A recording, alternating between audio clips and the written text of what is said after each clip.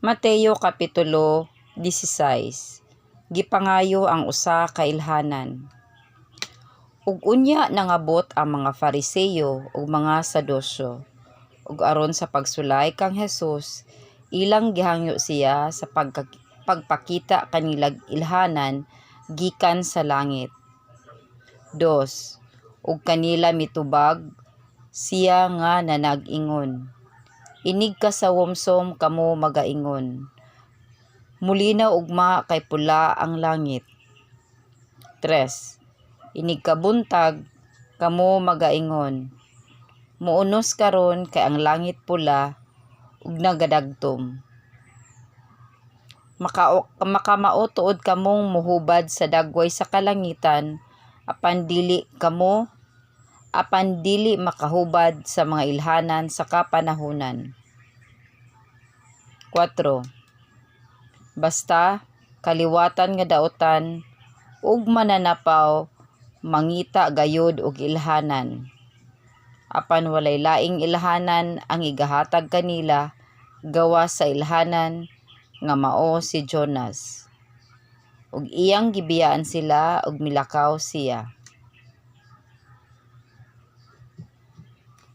Ang igpapatubo sa tinapay sa mga Fariseo ug sa mga Sadusyo. Ug sa pagtabok sa mga tinun-an ngadto sa pikas nga daplin, sila nahikalimot sa pagdalag tinapay. 6. Ug unya si Jesus miingon kanila, bantaye og likaye baya ninyo ang igpapatubo sa mga Fariseo ug mga Sadusyo. 7.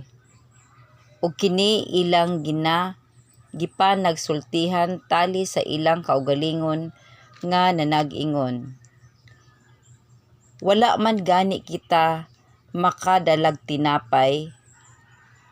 Apan si Jesus sa pagkamatikod niya niini miingon kanila, o mga taong diyuteng pagtuo, nganong inyo mang gipanagsultihan tali sa inyong kaugalingon ang inyong wala pagpakadalag tinapay? Dili pa ba gihapon kamo makasabot? Wala pa ba kamo mahinumdom sa 5 ka tinapay alang sa 5,000, ug kun pila ka bukag nga mga tipik ang inyong nahipos? 10. O sa 7 ka tinapay alang sa 4,000, ug kun pila ka alat nga mga tipik ang inyong nahipos? Naunsa ba nga wala man kamo makasabot nga ako wala magsulti mahitungod sa tinapay? Likaye ninyo ang ipapatubo sa mga Fariseo ug mga Sadusyo. Ug unya nakasabot na sila nga wala di ay siya magsulti kanila sa paglikay sa ipapatubo sa tinapay, kundili nga ilang likayan ang gitudlo sa mga Fariseo ug mga Sadusyo. Ang tug-an ni Pedro. 13. Ug sa pag-abot ni Jesus sa kayutaan sa Cesarea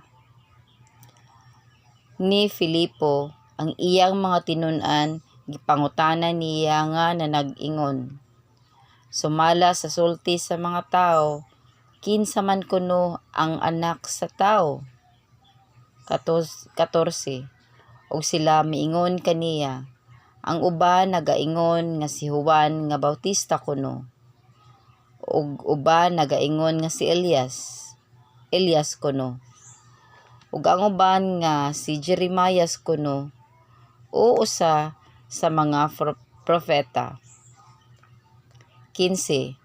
Ug siya miingon kanila, apan kamo, unsa may inyong sulti kinsa man ako?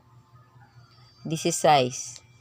Si Simon Pedro mitubag nga nanag-ingon, ikaw mao ang Kristo, ang anak sa Dios nga buhi. 17. kaniya mitubag si Jesus nga nanag-ingon, Dalaygon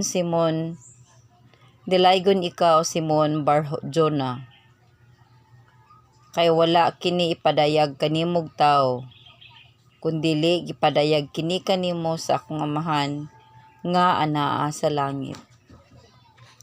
18. Ug sultihan ko ikaw, nga ikaw mao si Pedro, ug sa ibabaw ni ining bato pagatukuron ko ang akong iglesia, ug ang mga gahom sa kamatayon dili gayud makabuntog kaniya. 19. Ug hatagan ko ikaw sa mga yawi sa gingharian sa langit, ug bisan unsay imong pagabugkuson dinhi sa yuta, didto sa langit pagailhon kini nga binugkos. Ug bisan unsay imong pagalauman, pagaluagan dinhi sa yuta, didto sa langit pagailhon nga niluagan.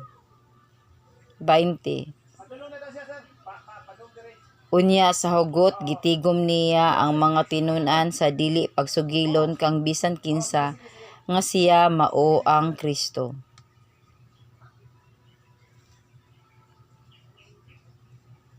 Gipasidaan ni Jesus ang iyang kamatayon. 21. Sukad ni adtong panahona, gisugdan ni Jesus ang pagpadayag ngadto sa iyang mga tinun-an nga kinahanglan moadto siya sa Jerusalem ug mag-anto sa daghang mga pagsakit nga pagahimuon kaniya sa mga ansyano ug sa mga saserdote nga punuan ug sa mga eskriba, ug pagapatyon siya ug sa ikatulo kaadlaw pagabanhawon siya. 22. Ug gipinig siya ni Pedro ug gisugdan siya sa pagbadlong niya nga nanag-ingon, Pahilayo kana, Ginoo. Dili gayud kana mahitabo kanimo. 23. Apan miliso siya ug miingon kang Pedro, Pahawa diha Satanas. Moy usa ka babag ikaw alang kanako. Kay ang imong gikabanaan dili ang mga butang sa Dios, kundili ang mga butang sa mga tao. 24. Ug sa iyang mga tinun-an misulti si Jesus nga nanag-ingon, Kung adunay buot mosunod kanako, kinahanglan magdumili siya sa iyang kaugalingon ug magpas-an sa iyang cross ug magsunod kanako.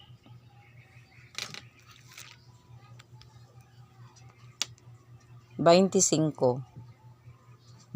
Kay bisan kinsa ang nga buot magpatunhay sa iyang kinabuhi, mawagtangan hinuon siya niini. Ug bisan kinsa nga magawagtang sa iyang kinabuhi tungod kanako, makakaplag siya niini. Kay unsa may kapuslanan alang sa usa ka tawo kun maangkon niya ang tibuok kalibutan nga pagapildihan sa iyang kinabuhi, o unsa may ikahatag sa tawo nga arang ikabawi niya sa iyang kinabuhi. 27.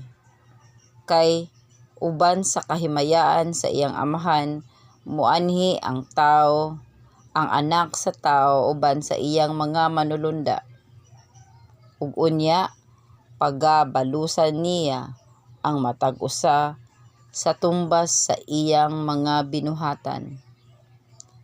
28.